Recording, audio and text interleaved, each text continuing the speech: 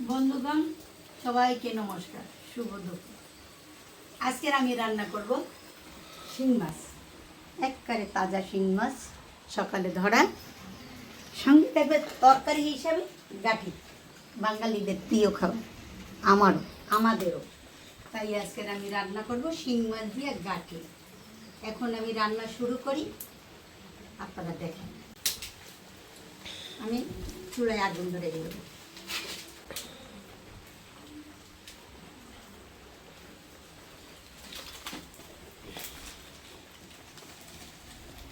চুলায় আগুন ধরাই দিয়েছি, এখন আমি কড়াইটা দিয়ে দেবো। কড়াই গরম হইতে হইতে আমি মাছগুলি মেখে নেব। মাছ মাখার জন্য প্রথম দিয়ে দেব লবণ, হলুদের গুঁড়া,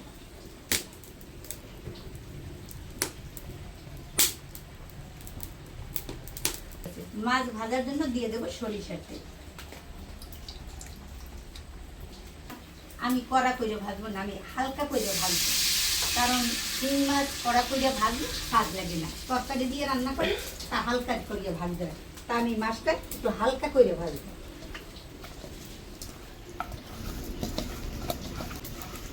তেল গরম হয়ে গেছে, আমি মাছগুলি এখন দিয়ে দেবো।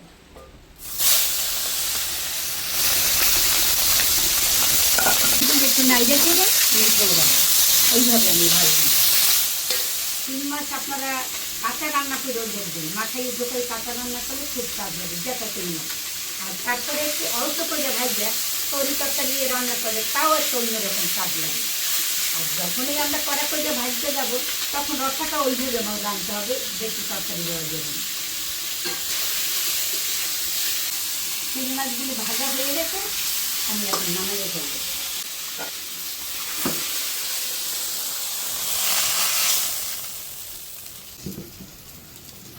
আমি এখন কড়াইতে দিয়ে দেবো গরম জল।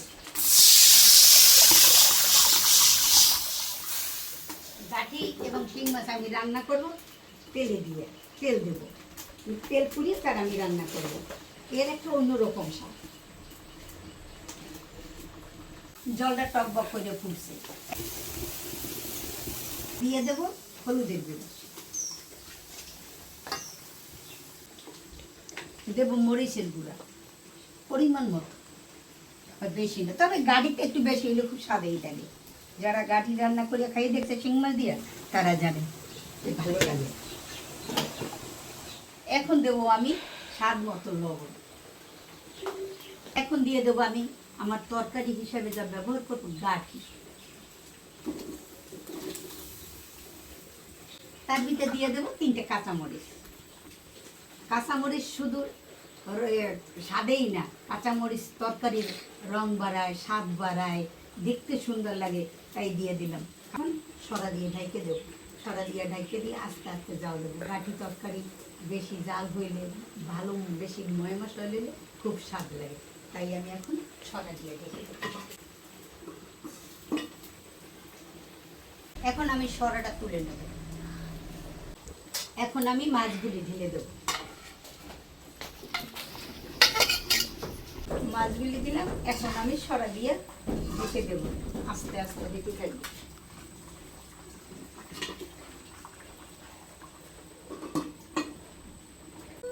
সরাটা তুলে নেই,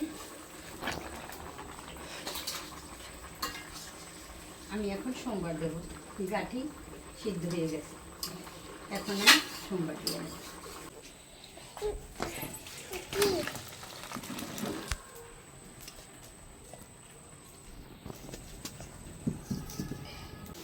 এখন আমি সোমবার দেওয়ার জন্য দিয়ে দেবো সরিষার তেল,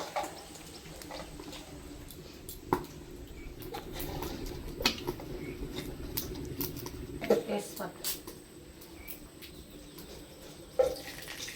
দিয়ে দেবো 2টে শুকনো মরিচ, আর সঙ্গে দেবো জিরা।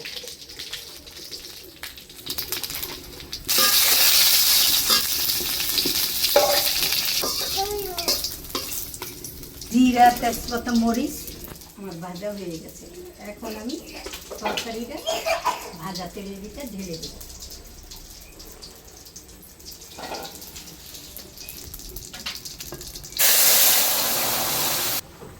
এখন দেবো জিরা এবং ধনিয়া বাটি করে রাখছি, এইটা আমি এখন দিয়ে দেবো।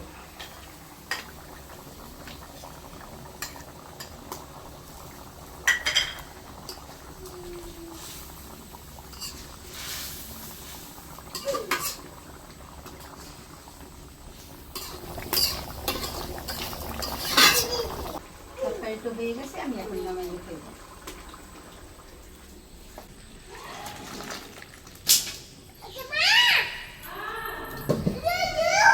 বন্ধুগণ, শিং মাছ আর কাঠি আমার রান্না হয়ে গেছে। কেমন রান্না করছি আমি আশা করি আপনাদের ভালো লাগবে আমার রান্নাটা।